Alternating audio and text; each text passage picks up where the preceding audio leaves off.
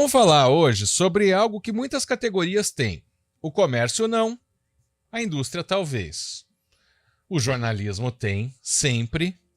O poder público em alguns locais tem ou não tem, que é o escalonamento de trabalho e de folga nesse período de Natal e Ano Novo. As empresas que optam por isso, elas colocam metade do grupo trabalhando no Natal e folgando no Ano Novo, e a outra metade o contrário.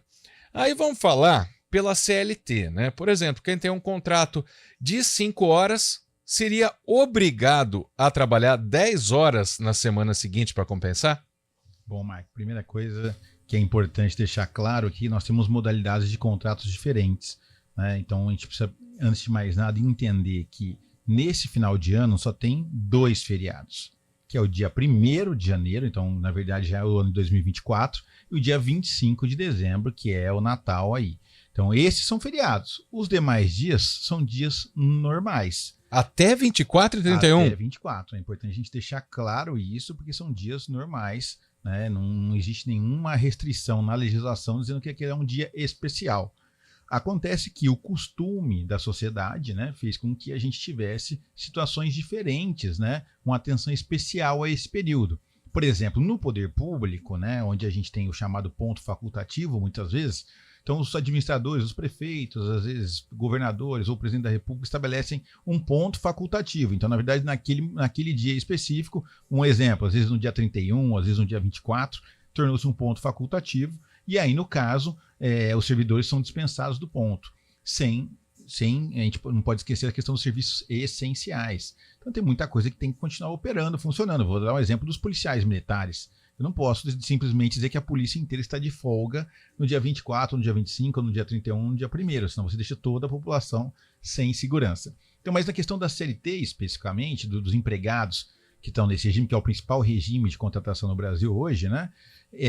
Aí você tem que observar justamente como funciona o contrato de trabalho de cada um. Tem casos que você estabelece que a jornada é de segunda a sábado, tem casos que você são 6 dias na semana e a folga pode acontecer no domingo ou não, né? Então, na verdade, o que a legislação garante é o direito a um domingo ao mês somente para o homem e 2 domingos ao mês para as mulheres de folga. Então, esse é um ponto que a gente tem que ter essa observância. Nesse ano especificamente, se a gente pegar dia 25 vai ser segunda-feira. Então, na verdade, seria um dia útil se não fosse Natal. Então, é um feriado.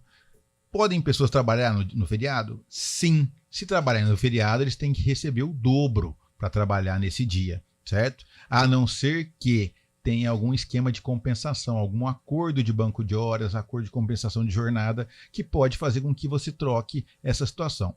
Como são esses acordos? Eles podem ser individuais, né, limitados a uma compensação de até 6 meses, ou podem ser coletivos. E aí, no caso, acima de 6 meses, tem que ser feito conjuntamente com o sindicato da categoria. No caso, por exemplo, né, que a pessoa ela tem um feriado e que ela trabalha, e o outro ela não trabalha. São meses diferentes, no caso até anos diferentes. Isso teria alguma implicação na CLT, porque quando o pagamento é feito, ele é feito contando o mês, né, e não um período, né? Bom, se não tem acordo de banco de horas ou de compensação, e esse empregado trabalhou no feriado, automaticamente, até o 5º dia útil do mês seguinte, ele tem que receber essas horas extras. É assim que funciona. Se tiver algum acordo de compensação, aí entra naquelas regras que eu disse, ou mensal, ou semestral, ou até anual, se for um acordo com convenção coletiva. Bom, e agora, no caso da compensação, né, às vezes, a jornada... Vamos falar do comércio, né? Claro que o comércio, todo mundo tem que trabalhar até o dia 24, porque é quando tem as vendas de Natal e quando o público que está de folga vai atrás. Se, por exemplo, ali a partir do dia 26 se dá uma folga para os empregados, né? Esse tempo ele tem que ser retirado do banco de horas, ou esse acordo ele já garante que o funcionário tenha uma semana de folga, vamos dizer? O que é importante a gente estabelecer é que o acordo de banco de horas tem que ser prévio. Eu não posso fazer a hora extra e depois fazer um acordo de banco de horas. Então eu preciso ter um acordo prévio que estabeleça quais são as regras de exercer uma jornada extraordinária e de compensar essa jornada extraordinária. Então, claro que se ele vai trabalhar agora nesse período, a gente está vendo muito shopping, o comércio, abrindo mais cedo e fechando mais tarde.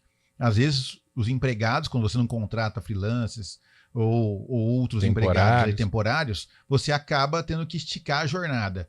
Aí tem duas modalidades. Ou a empresa vai pagar as horas extras, ou, evidentemente, se tiver esse acordo prévio, anterior, vai para um banco de horas para poder ser compensado posteriormente.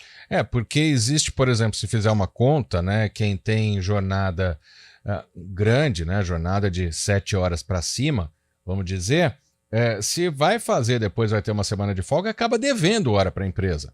Mas aí ela pode ser abonada de acordo com esse acordo, com perdão da redundância. Na verdade, assim, o empregador pode conceder folgas adicionais. Isso é uma liberdade. Ele pode dizer o seguinte: olha, entendo que por costume aqui do meu estabelecimento, nesse final de ano eu dou folgas adicionais.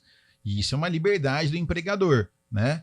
E o empregado, evidentemente, vai gostar disso, claro. Agora, por outro lado, pode ter esse acordo prévio estabelecer: olha, você vai compensar, você vai aproveitar agora, né? Fazer horas negativas que eu falo, né? Então, na compensação, você vai descansar, mas no futuro eu vou descontar isso, vai trabalhar em horas extras quando eu precisar, por exemplo. Pode ter isso? Pode ter a hora negativa, é uma compensação. Então, tá aqui, tem um saldo negativo de horas. Isso pode acontecer se tiver um acordo prévio. É importante deixar claro. Não é fazer e depois criar o acordo. O acordo tem que ser anterior a fazer as horas ou deixar de fazer. O patrão arruma uma dor de cabeça se ele quiser depois fazer isso, né? Sim. Aí já ele comete uma ilegalidade, no meu entendimento.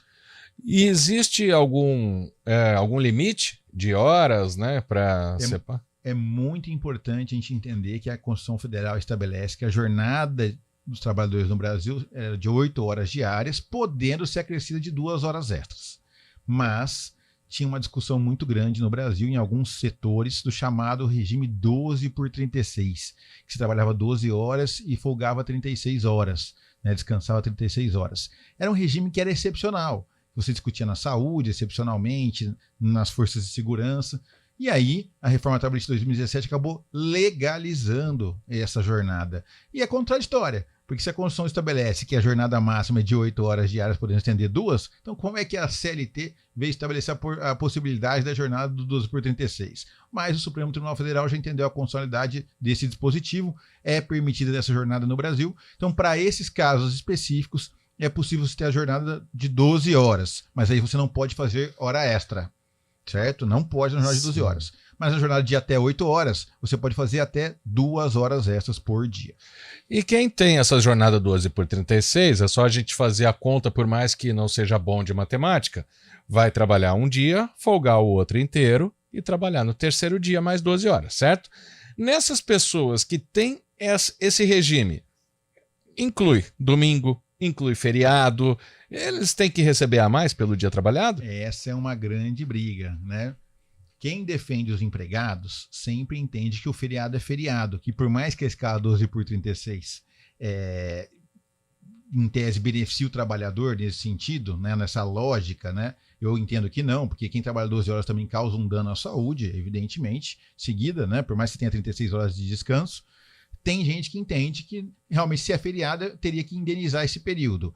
Mas também há decisões judiciais, entendimento empresarial principalmente, que não. Que uma vez que está nessa escala, se cair no feriado, não é como se fosse um dia normal de trabalho, porque a escala já é mais flexível para o trabalhador. E com todo respeito, acaba sendo o lado mais fraco, né? Então, isso a gente pode colocar aí que geralmente a empresa não vai pagar, né?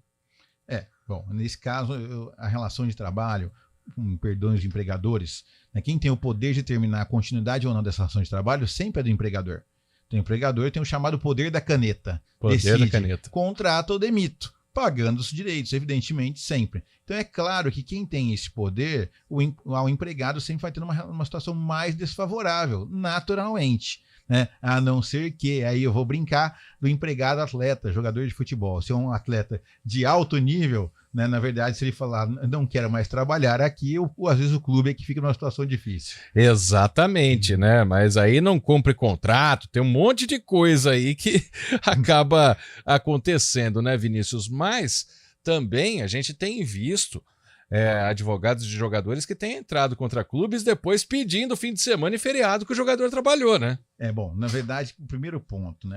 O contrato do atleta é um contrato especial, ele não é um contrato comum, né? Então tem algumas regras a serem observadas, inclusive tem uma lei geral do desporto, que foi aprovada em junho de 2023 agora, que estabeleceu uma série de regras, inclusive, que afetam esse contrato. Então ele tem o contrato de trabalho do regime CLT, mas tem essa observância de uma lei específica.